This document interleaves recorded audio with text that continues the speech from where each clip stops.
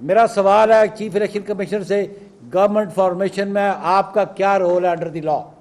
آپ کا کیا کنڈکٹ ہونا چاہیے؟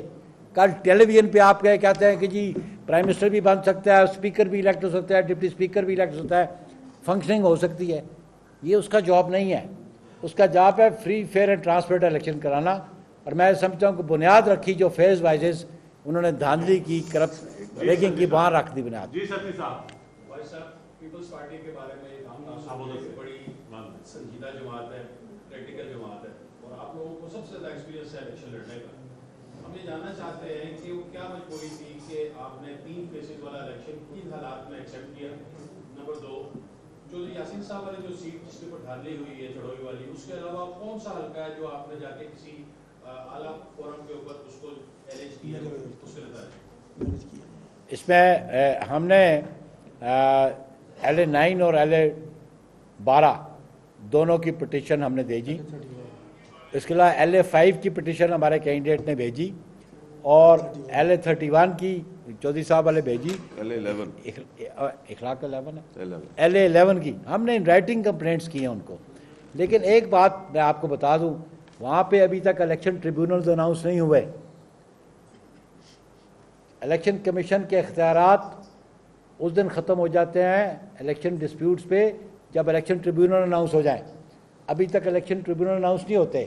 اختیارات جو ہیں ابھی بھی الیکشن لاز کے تحت ECP کے پاس ہے، یا الیکشن کمیشن آزاد کشمیر کے پاس ہے، لیکن انہوں نے ہماری بات سنی نہیں۔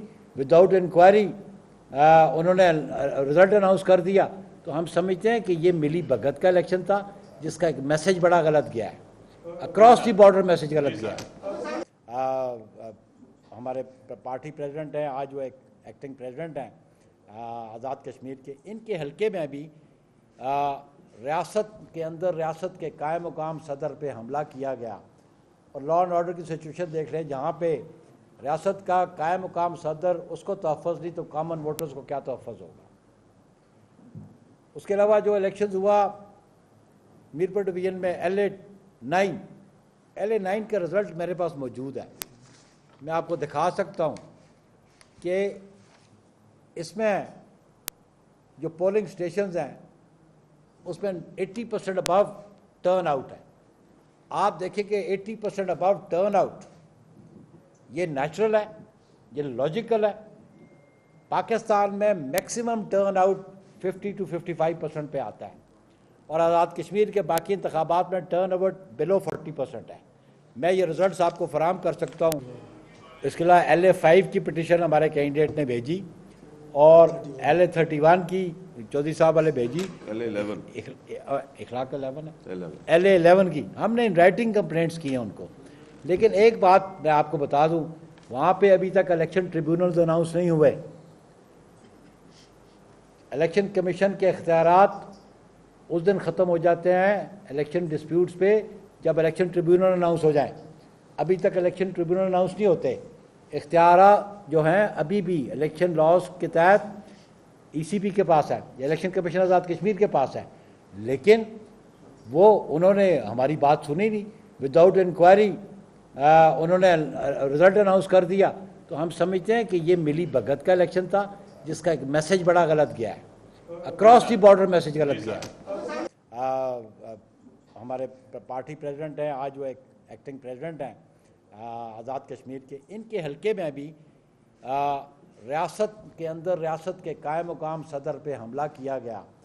اور لا اینڈ آرڈر کی سچویشن دیکھ رہے ہیں، جہاں پہ ریاست کا قائم مقام صدر، اس کو تحفظ نہیں تو کامن ووٹرز کو کیا تحفظ ہوگا۔ اس کے علاوہ جو الیکشنز ہوا میرپور ڈویژن میں LA9 کا رزلٹ میرے پاس موجود ہے، میں آپ کو دکھا سکتا ہوں کہ اس میں جو پولنگ سٹیشنز ہیں اس میں 80% ابو ٹرن آؤٹ ہے۔